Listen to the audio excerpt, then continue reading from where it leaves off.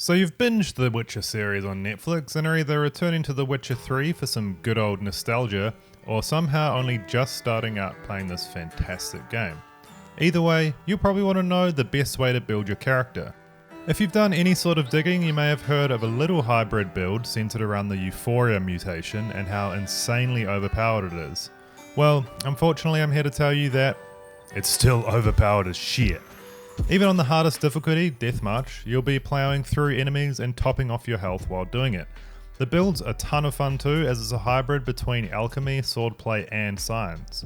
When I first returned to The Witcher 3 just a few weeks ago, it felt like something was a bit off about my build.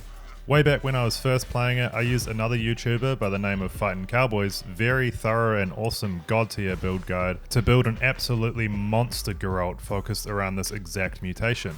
Link in the description if you want a more thorough walkthrough and guide on this build. But I was still kitted out the same way and not doing nearly as much damage. I could only guzzle a single decoction down before my toxicity reached max, and this build is meant to give you enough juice to layer on 3 or 4 of those things, plus a couple of potions to boot. Scratching my head a bit, I went along with it, and it wasn't until New Game Plus where I found what was wrong. I think it was a bug, because as soon as I respec'd at the start of New Game Plus, my numbers skyrocketed back up, and I was back to that god tier status. You can even see when I load up this old save, there seemed to be a bug with the acquired tolerance skill. Unequipping and re-equipping it seemed to solve that problem. I wish I had known that sooner. Anyway, as I said before, if you want a much more thorough walkthrough of this build, check out the links in the description. But let's quickly go over what makes this build so great. The Euphoria mutation boosts sword damage and sign intensity by 0.75% per point in toxicity. So this build is all about boosting toxicity as much as possible, as well as providing some nice little synergies with other skills we're choosing. Here's a little look at the most important tree in this build, the Alchemy Tree. The two most important skills here are acquired tolerance, which boosts toxicity by 1 point for every single alchemy formula you know. This is really the guts of what makes Euphoria so overpowered. By level 50, I had around 200 plus toxicity, so that's a 200% increase on swords and sign intensity. And that's really just the beginning. Piling on my 3 favourite decoctions, which are Archgriffin, Echidna, and Ekimara, you'll basically be unkillable as long as you're swinging or at least spending stamina. The Killing Spree skill will, well, make you kill shit faster with every foe slain. Heightened Tolerance will make sure you'll never lose health when you're jacked up on Witcher Dew. And we haven't even gotten to the combat abilities yet. I like taking Rend and Whirl, cause you know, well, why the hell not?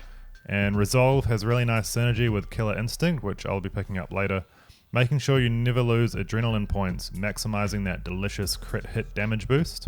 As for gear, that's not quite as important, but I like to stick to light armor with the Cat School Techniques special ability, and I'm currently using a full feline set except for the Silver Sword. For that we're using the Arendite. But you can really do whatever you want here. Another YouTuber by the name of Decoctions has a similar build, and he uses a mixed set of gear focused around just boosting crit hit damage as much as possible, which seems to work pretty well. I'll leave a link to that video as well in the description.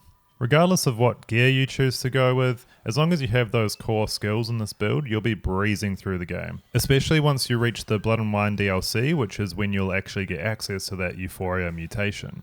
So what builds have you been using so far? Have you found anything better than this? Let me know in the comments below, and with that, I'm out. Oh, and actually one thing, don't forget to toss a coin to your boy.